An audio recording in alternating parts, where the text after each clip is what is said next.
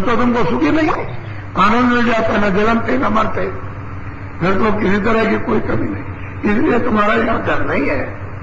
इसलिए उन लोगों से, बैकुंठ से, स्वर्ग से, ब्रह्मांड से, ये लोगों से कुछ समय बीतने के बाद फिर आ जाओ, फिर यहां जन्म लो इस पृथ्वी पर, यानी मनुष्य रूपी इस मकान में, और फिर यहां कर्म करो, फिर चले जाओ 84। लाभ क्या हुआ? ये गोट हमेशा पूछती रहती है। बहुत परिश्रम किया, तकलीफ उठाई, ऊपर गई और भोग भाग करके फिर आई, फिर पिट गई 4 खानों में, 84 लक्ष योनियों में। इसका छुटकारा कभी नहीं। जब तक वो महात्मा पूर्ण नहीं मिलेंगे तब तक इस जीव का छुटकारा होगा। बोलो, मैं कोई अपनी तरफ से बच्चा मैं करके नहीं, वैसे किताबों की कोई जरूरत नहीं। ये तो मैं इसलिए महापुरुषों की 2 बातें सुना देता हूं कि तुम ये न समझो कि आप ही कुछ कह रहे। अरे औरों को भी तो था, ये लोग जब मैं सुनाता था पहले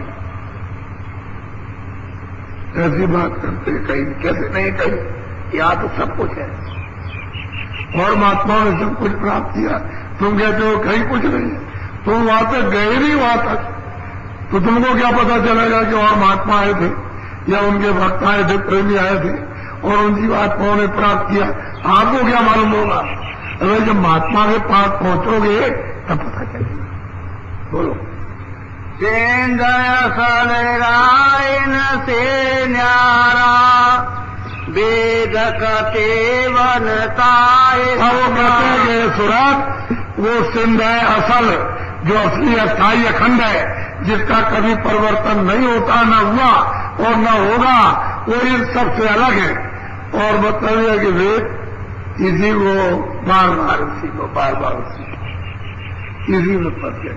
कोई पढ़ने में फंस गया, अब क्रिया तो कर नहीं सकते हो, कोई पढ़ने लिखने में फंस गए, मन सैलान, मन तो काबू में हुआ नहीं, बुद्धि विलास, ये पढ़ लिया, वो पढ़ लिया, वो पढ़ लिया, बस ये बुद्धि विलास। अब इनसे कहा जाए अगर भाई कुछ तुमने कुछ देखा है, तुमने अपनी जीवात्मा को देखा, उसको जगाया तुमने, तो कहते जीवात्मा क्या है? क्या है? कुछ नहीं, बस इसी को बस सैर सपाटा इसी में बात है। और मन उनका जरा भी एक क्षण भी नहीं रुकता, पपाते रहते, क्या लगेगा वो देखेगा, वो देखेगा, उसमें फंस जाएगा, उसमें गिर जाएगा, उसमें गिरेगा, इसी मोह ममता में, काम में, क्रोध में, इसमें इन्हीं रूपों में भ्रमता रहता है। तो यहाँ कुछ है नहीं। बोलो, हाँ, ब्रह्मादिक सब वेद भुलाए, ऋषि मुनि कर्म भरम लिप। अब वो कहते हैं भाई ब्रह्मा ने जब उन्होंने जब वाणी उच्चारण की और ये वेद लिखे भोजपत्र पर जब प्रारंभ में, तो मतलब ये कि वही बोले उन्हीं को नहीं मिला, वो बूंद उनको भी नहीं मिली। बूंद का उन्होंने भी दर्शन नहीं किया, वो खुद ही बोला गया, उनको भी बूंद नहीं मिल रही है। वो सिंध अगम अपार को छोड़ दीजिए, ब्रह्मा विष्णु महादेव अगर बूंद का दर्शन कर रहे तो ये सब कारोबार यहाँ का सब छोड़ दे, एक क्षण में कभी ये कारोबार हाथ में नहीं लेंगे। लेकिन भूत का भी दर्शन तो खुद ही भूलेंगे, आपकी भूल क्या मिटा देंगे। बोलो, पीर पैगंबर कुतुब लिया, बूंद भेद पूरा। हम कहते हैं पीर पैगंबर कुतुब लिया, कहते हैं कि मतलब इनको पूरा बिंद का भी बुंद का भी भेद नहीं मिला। वो तो कोई किसी को पा गया उसी को कह दिया, किसी को पा गया उसी को, पूरा बुंद का पूरा भेद नहीं मिला। उन्होंने भी दर्शन नहीं किए, दीदार किए, वो भी रह गए महरूम। और जब पूरे महात्मा मिले तब तो इनका दर्शन हो, और पूरा न मिले तो इनको सबको कौन जाने, कौन बताए। और जिसने जो चीज देख ली, स्वर्ग में देख ली, स्वर्ग में वैष्णव में देख लिया, उसी को आगे कुछ नहीं है। ऊपर चले गए तो उन्होंने देखा तो मतलब उसके ऊपर कुछ नहीं है, तो जो जा रह गया वही फंस गए और भटक गए। बोलो, मुसलमान भी भूल गए, हिंदू भूल गए, जितने ईसाई। ये तो और मत तो अभी चले, पहले तो तुम्हारा एक ही मत था सनातन, पहले तो कोई जाति आती नहीं थी, किसी को आप समझ लो पहले जाति नहीं थी। ये तो अभी हाल में थोड़े दिन में कोई 1000 बरस, कोई 14 से बरस, कोई इतना से बरस, कोई इतना से बरस, बस ये बोलो। सुनो सूरत तुम अपना भेद, तुम हम में थी सदा। सूरत को सुने अपना भेद, तो मुझ में थी, अरे थी मुझ में, तुझमें कोई अंतर नहीं था, तो सिद्ध थी, अगम थी, अपार थी। बस कर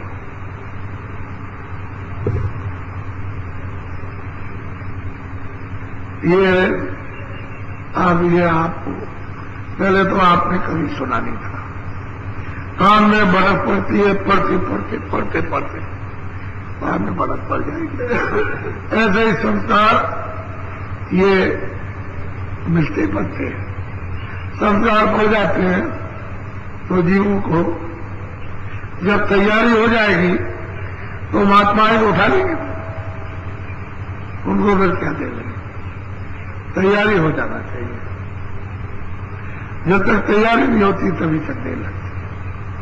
तो ये बड़े सौभाग्य से ये मनुष्य शरीर आपने पाया। देखो कान खोल के नामदान आपको देने जा रहा हूं, और सही सच्चा रास्ता सनातन, जिस रास्ते से आज से जीवात्मा उतर के अंत में आई, वही रास्ता आपको बताने जा रहा हूं। उसे वो कहते हैं सूरत का नामदान, यानी सूरत का सच्चा भेद, कि किस रास्ते से उतर करके आई और किस रास्ते से वापस जाएगी, इसको कहते हैं नामदान। नामदान कहते हैं आत्म धन का दान, इन लोगों को खुदाई खजाना, उसकी दौलत का खजाना, इसको कहते हैं नामदान। ये नामदान सर्वोपरि दान, सर्वोपरि खैरात, इससे बढ़कर के राजपाट और मुल्क दिए वो सोना चांदी जायदाद कुछ नहीं, ये सब है मिट्टी। नामदान ये सबसे बड़ी खैरात, सबसे बड़ा दान है, इससे बड़ा दान और कुछ नहीं है। तो इसलिए आप इतनी बात का ध्यान रखो, ये आप लोग शाकाहारी हो जाओ, शाकाहारी समझ लो तो अनाज, सब्जी, फल, दूध, घी, दिन में भूख लगे 100 बार खाओ, अच्छे कपड़े करो, 100 कपड़े बदलो, अच्छे मकान में अच्छी झोपड़ी बनाओ। बाबा जी आपको मना करेंगे तब आप देना, लेकिन शाकाहारी शुद्ध आहार करो, शुद्ध होती, शुद्ध मन, शुद्ध दिल, दिमाग, पास आप शुद्ध आहार, अशुद्ध आहार नहीं। अशुद्ध आहार से अशुद्ध बुद्धि, अशुद्ध मन, अशुद्ध दिल, दिमाग अशुद्ध, यानी खराब। तो शुद्ध शाकाहारी, तो आपको कोई चीज तो मना की नहीं। और बीड़ी तंबाकू चाहे कोई पीता हो, खाता हो, खाओ, लेकिन इतना ध्यान रखो कि हम कोई ऐसा नशा नहीं करेंगे जो हमारी बुद्धि पागल हो जाए, और हमारी पहचान जो ये कौन है, ये कौन है, खत्म हो जाए, वो नशा नहीं करना। मैंने 2 चीजें, एक तो अशुद्ध आहार नहीं, दूसरा ये है कि ऐसा कोई नशा जिससे बुद्धि पागल हो जाए और नहीं करना। इतना ही ध्यान रखो। क्या तुम्हारे लिए मुसीबत? मुसीबत क्या? जो तुम करते हो आदत पड़ी, तो आदत तो तुम्हारी ही खराब है। अब उसी आदत से तुम रोगी, तुम कोई, तुम बीमार, तुम अपाहिज, तुम गरीब, तुम झगड़ालू, तुम मतलब सताए जाते हो, मारे जाते हो, दुखी हो। अब वो बुरी आदत तो बुरी आदत, तो ये बुरा काम, उससे तो तकलीफ, शोक, संताप। अच्छे काम से सुख, तो अच्छा काम करो, बुरा छोड़ो।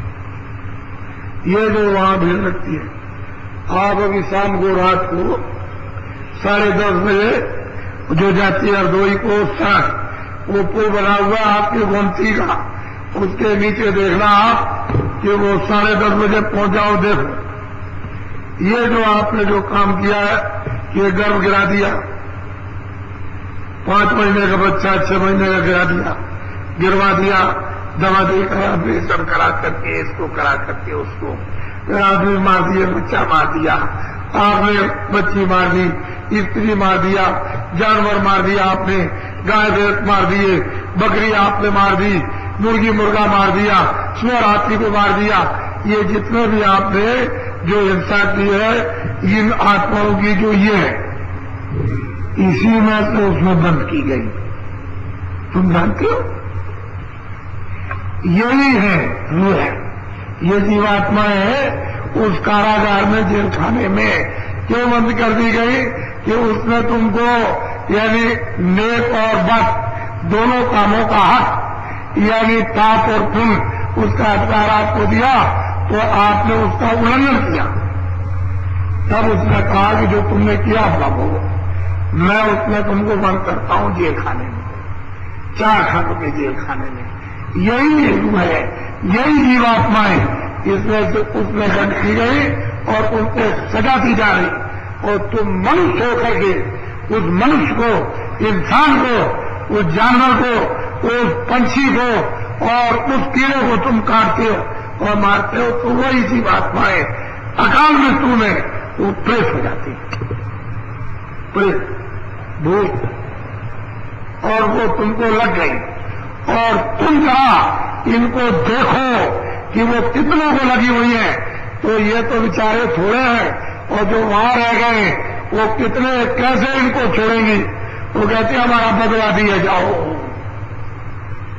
हम तुम्हारी जान लेंगे, तुमको बैठने नहीं देंगे, काम नहीं करने देंगे, देखने नहीं देंगे, पटक देंगे, तुमको बीमार कर देंगे, रोगी कोड़ी कर देंगे, तुमको तुम रोज चलाओ, हमारा कर्जा दिए जाओ मैं ब्याज। तो कर्जा मांगते अभी तो वो अकाल मृत्यु का कर्जा मांग रही। उसके बाद जो आपने ठगाठगी की है, जो लोगों को सताया और चोरी डकैती चाली चबरन झूठ बोलकर धोखा देकर आपने जान खाली नहीं मारी, बाकी सब ये कर्जा अलग, ये आपको अलग देना। उधर मैं बाद में बताऊंगा। एक तो आप 10:30 बजे पुल के आप खड़े हो जाओ, देखो वहां आपको पता।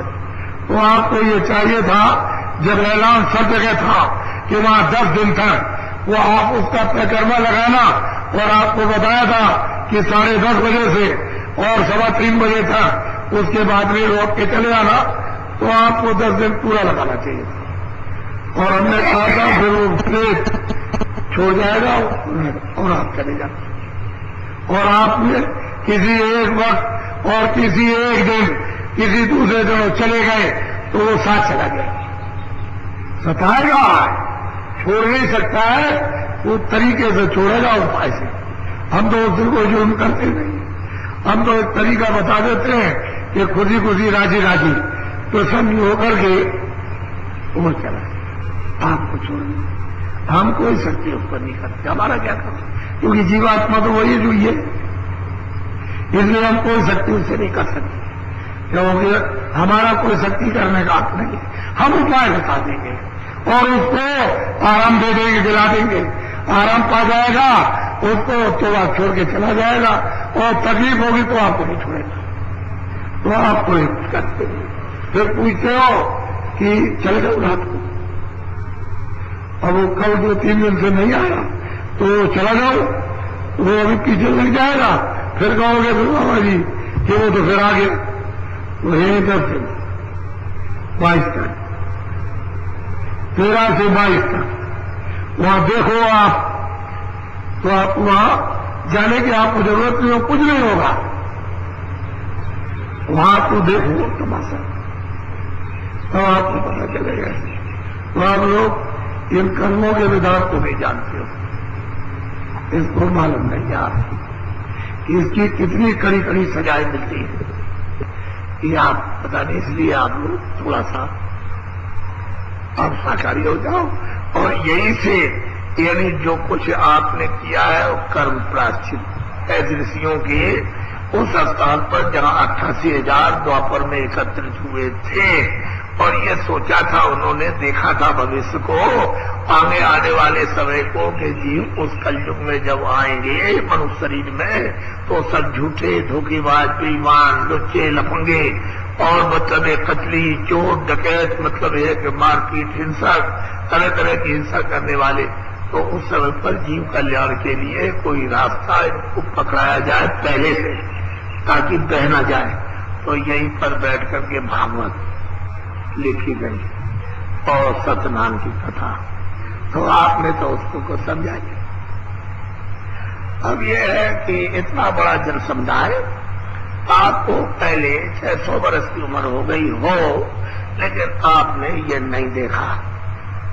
ये समुदाय कितना ये समुदाय दिखाई दे रहा, अभी दौड़ करके टेंटों में जाऊं तो इतना ही आपको वहां मिलेगा, वहां उतना ही आपको मिलेगा। इतना समुदाय यहाँ आ गया है, हमारे पास सब सूचना आ गई इनकी, हमको सब मालूम है।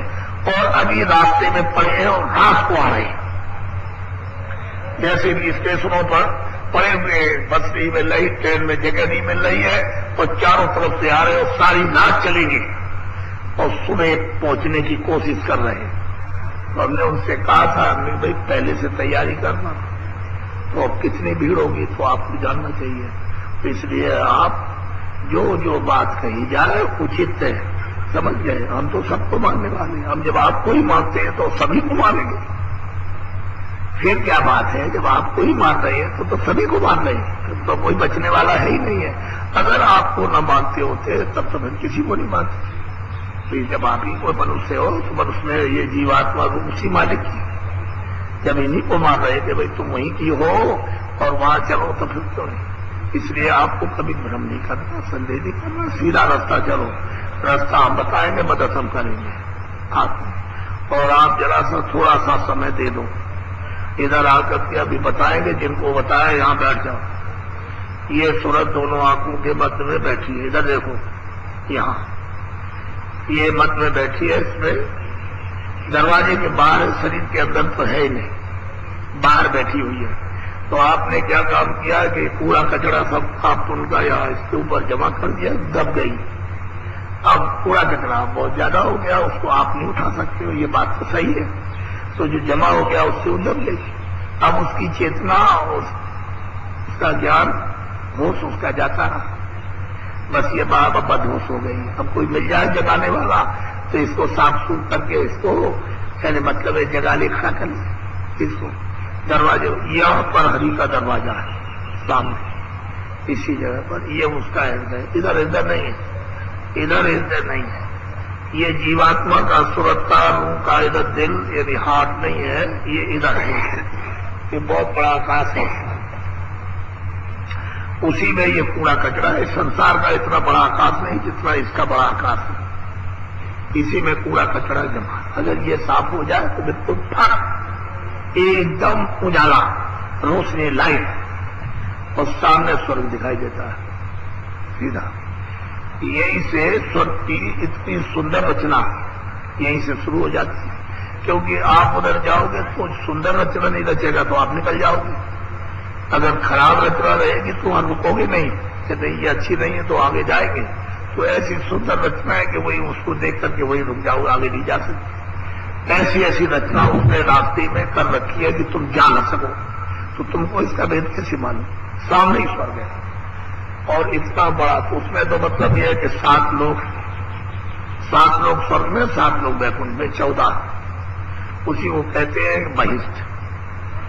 अपने हिंदुओं के यहाँ 14 भवन और मुसलमानों के यहाँ 14 तबक वो, और इन के परे इसमें ब्रह्मा विष्णु महादेव अपना काम करते हैं, लेकिन सब लोगों में अलग अलग है, उनके अलग अलग अधिष्ठाता अलग अलग लोग में राज करते हैं।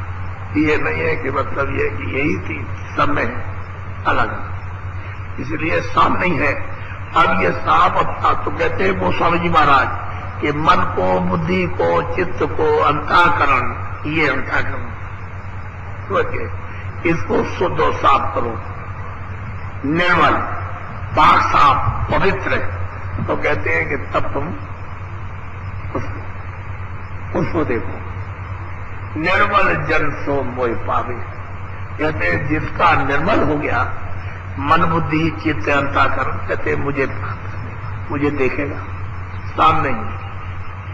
अब आप दरवाजे पर बैठ करके और आप मतलब ये स्वर्ग में नहीं जाते हो, स्वर्ग की बात करते हो, वही तो मैं कह रहा हूं कि आप मानते ही नहीं स्वर्ग। जब स्वर्ग के निवासी को नहीं मानते हो, ब्रह्मा विष्णु महादेव को स्वर्ग की मानते हो, आपने बखाली, आपने मतलब यह कि वही बुद्धि से आपने कर रखा है कि स्वर्गवास हो गया, बाकी आपको मालूम है स्वर्ग के दर कुछ पता नहीं। और हम कहते हैं कि तुम चलो भाई स्वर्ग पे, पहले ही स्वर्ग देखो तुम, वो तो आपको तो रास्ता ही वही से जाने का है, दूसरा रास्ता ही नहीं कोई, उसी में होकर के जाने का है। तो तुम चलने की तैयारी नहीं करते, ये दे दो, वो दे दो, ऐसा करो, ये दे दो, ये हमारा है, इसका, ये पैर हाथ फैलाते हो चारों तरफ, और तुम्हारा यहाँ कुछ नहीं है, ये परदेश है, और कहते हो कि हमारा अभी कल समय पूरा हो जाएगा, इस मकान से मकान मालिक निकाल देगा इस जीवात्मा गुरु को, बस ये यहाँ पर रहेगा, इसको उठाओ वहां जलाओ, तेरा, हे दादा पागल, ये तेरा, किसी का राज नहीं, किसी का घर नहीं, किसी का बच्चा नहीं, किसी की स्त्री नहीं, या फंसा पड़ा हुआ मोह ममता में, काम है, क्रोध है, ये इसको रगड़ रहे, बस उसके बाद पाएगा। अब आप नामदान ले लो, दो चीजों का ध्यान रखना, बस आज से शाकाहारी, गलती मत करना, शाकाहारी। और बीड़ी तंबाकू आप पी सकते हो, तंबाकू खा सकते हो, अभी तो कोई खाते नहीं, हमको तो मालूम नहीं। आप ऐसा कोई नशा मत करो। कहने मुसलमानों के यहाँ तो किताब में उनकी लिखा है कि अगर किसी ने ऐसा नशा कर लिया जिसकी बुद्धि पागल हो गई, कहते हैं कि उस इंसान का जिस्म जिंदा ही जला दिया जाए तो उसके गुनाह माफ नहीं होंगे। इतना सख्त कानून है, लेकिन फिर भी मुसलमान ऐसा नशा करते बदहोश हो जाए, होशी न रहे। तो कुरान को कब मानते हैं, वो अपनी किताबों को कब मानते हैं, कब खुदा को मानते हैं, बताइए। ये तो सोचने की चीज है। कब आप भगवान को मानते हो, तो कहते हो, कहने की बात अलग है, कहने को तो कोई भी कह देगा, कोई कहे। अरे तुम अपने घर में अपनी स्त्री को नहीं पहचान पाते तो औरों को क्या पहचानोगे। तो आप लोग नामदान ले लो, जो परमात्मा का नाम, हम जब कभी इनसे इतना कहते हैं कि भाई जरा जगह लेकर के बैठा था, ठस कर तो जो नाम में बोल लो अदा होगा। वो प्रार्थना करके मंजूरी लेकर आपके लिए बता दिया जाएगा कि ये मालिक का प्रसाद है, इसको ले लो तो थोड़ा थोड़ा आप मतलब वो आपको मिलेगा, अपना थोड़ा थोड़ा ले आना, उसमें मिलाते जाना और उसमें से लेते जाना, रखना संभाल के, घर में संभाल के रखना जैसे सोना चांदी रखते हो, जरूरत वक्त पर तुम्हारे काम आएगा, बहुत काम देगा। वो तो मैं कल बता दूंगा, आज बताने की जरूरत नहीं है, लेकिन तुमको इतना बताना जरूरी है कि स्नान, पंच स्नान यानी ऐसे से कर लेना, और पानी मिल जाए लोटे में, बाल्टी में, तो मतलब है कि कपड़ा भिगो करके ऐसे पहुंच लेना, कपड़े बदल देना, दूसरे कपड़े पहन लेना। 3 बजे शुरू हो जाएगा, आपको प्रसाद बंटना, समझ लो आप, तो प्रसाद आप दीजिएगा। उसके लिए आप तैयार है, क्यों कि वो तो आपकी खास चीज है, जरूरत वक्त पे आपके काम आएगा, और सब में काम आता है, बच्चों में, बच्ची में, इसमें, उसमें, तकलीफ में, बनाने में, जरूरत पड़ने पर सब में काम आ जाता है। वो हम कल बता देंगे आपको, वो आप कहीं फेंक फाक मत देना, नहीं तो फिर आपके लिए दिक्कत हो जाएगी। और यह है सुमरन ध्यान भजन। तो सुमरन जब करोगे इसका फल कब होगा, मिलेगा कब, जब आप ध्यान भजन पर बैठोगे। जब भी भजन पर बैठ गए, सुनने लगे, तो जब कान खुलेगा और सुनाई देगा तो समझना सुमरन का फल मिलेगा। जब आप ध्यान पर बैठोगे और दृष्टि एकाग्र होगी और आंख खुलने लगेगी तीसरी, और सामने जब दिखाई देना शुरू होगा, तो समझना सुमरन का ऊपर बैठे हुए फल दे रहे, वो ऊपर बैठे हुए तुम्हारी आंखों के सामने ये ऊपरी मिलेंगे, जिनका आप नाम लोगे रूप का, आप ध्यान करोगे ये सब के सब ऊपर है, तुम्हारी आंखों के सामने, ऊपर नीचे नहीं है। नीचे कहेंगे इनका ऊपर स्थान है, और ऊपर से ही आवाज आ रही, ऊपर से ही बुलाने के लिए। उसी आवाज में प्रकाश भी है और आवाज भी, सब कुछ उसमें है। तो वो तो देखेंगे मुझे किसने याद किया, मेरा नाम किसने लिया, मेरे रूप को किसने याद किया, तो वहीं से बैठ के दया देंगे। तो आपके कान साफ होंगे, आंख साफ, और जब खुलने लगेगा तो दिखाई देगा तो समझता है दया होने लगी, उनकी आप पर कृपा होने लगी। सुमरन का फल ध्यान भजन में पता चले, और सब लोग पूजा कर लें। उसके बाद अगर तुम चाहते हो हम नहाने के लिए तो सीधे गोमती नदी में जाओ, और अगर नहीं कल जाओ तो कोई अर्जा नहीं है, परसों नहाना तब पन्नों को दान दे देना। पन्ने महाराज ये कभी मत सोचना कि बाबा जी तुम्हारा कोई नुकसान करते हैं, क्यों कि तुम्हारे पास दूसरा कोई काम नहीं, यही तुम्हारे शरीर अच्छा की रोजी और रोटी है, उसको हम दिलवाएंगे, उसमें तुम्हारा कोई नुकसान नहीं होने देंगे, क्योंकि वही रोजी रोटी है।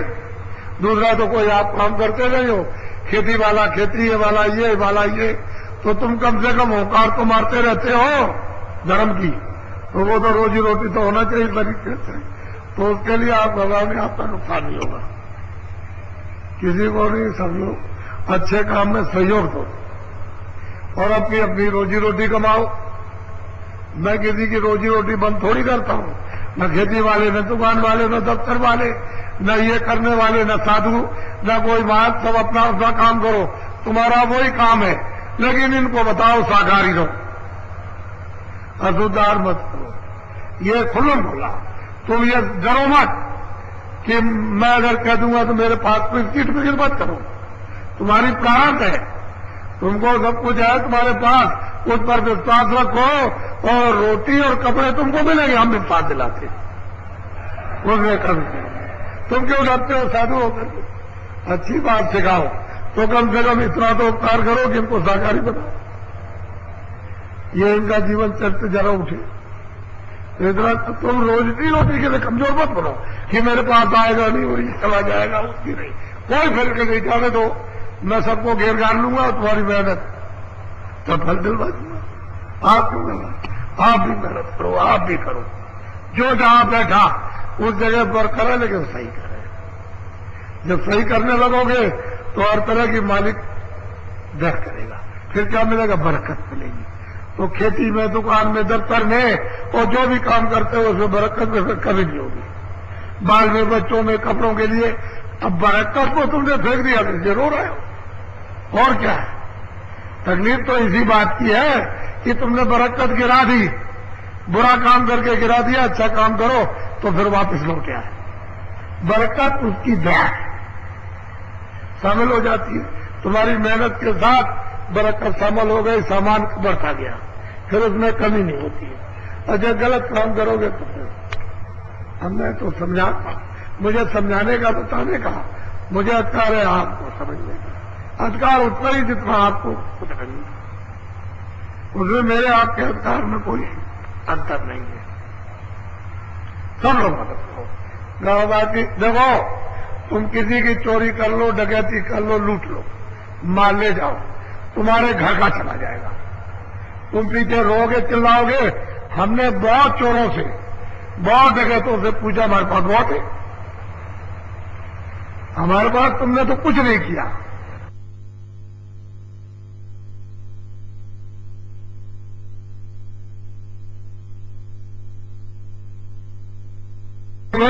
हम सबके आभारी हैं, आपकी सेवा सिर माथे, और हमसे कोई भूल चूक हो जाए तो हम आपके कदमों में सिर रख करके माफी मांगेंगे।